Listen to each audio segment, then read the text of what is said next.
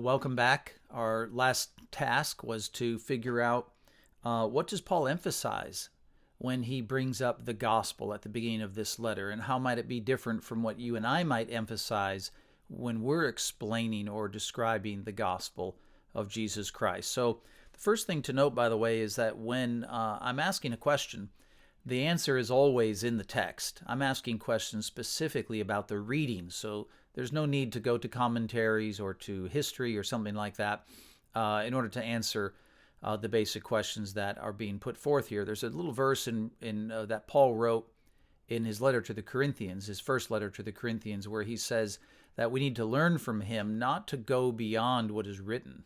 So the goal of these reading guides is to get us thinking about what's actually written, which is what the questions are focused on. Now, what does Paul emphasize? Well, it says here in verse 2 that the gospel of God, which God promised beforehand through his prophets in the Holy Scriptures. So the first thing Paul emphasizes is that the gospel is not new, that it was embedded all along throughout the Old Testament Scriptures and the writings of the prophets. That's really important because it means Christianity is a historical religion. If someone's interested in Christianity and they want to know that it's true, how can they validate that it's the true religion, that Christianity is true? Well, what they can do is they can open up the writings, the scriptures of the Old Testament, the Hebrew scriptures that were written before the times of Jesus, and they can read what they say about the coming Messiah and about the nature of divine salvation and so on that God used throughout the Old Testament. And then when they go to read the gospel accounts, they can see how the life of Jesus and the things that happened to Jesus and the things he said and did, do they match what was predicted, what was prophesied about the coming of the Messiah? So the second thing it means is that as we are reading Paul's letter to the Romans and we see Paul uses a quotation, he'll use many, many different quotations from the prophets and from the Old Testament writings. But as we come across these quotations, we're going to want to make sure that we don't just simply read it as if it's just sort of stitched into the letter of Romans and its background has nothing to do with how Paul's using the words or the sentences.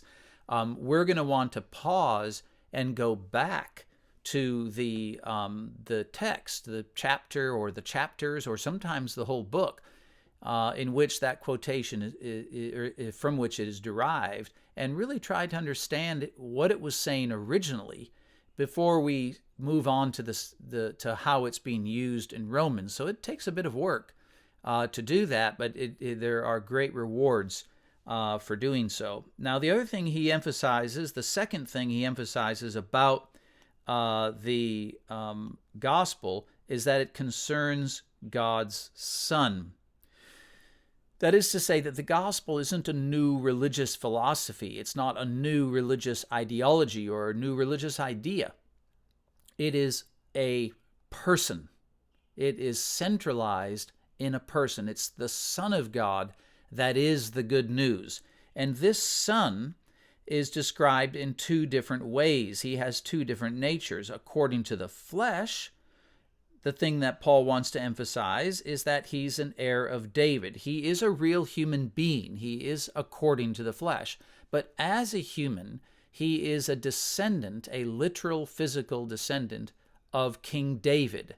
And that's crucial because all of the prophecies about the coming Messiah hinged upon the fact that the Messiah would be a physical descendant of David. So that validates his credentials to be the king who will rule the world eternally and sit forever on the throne.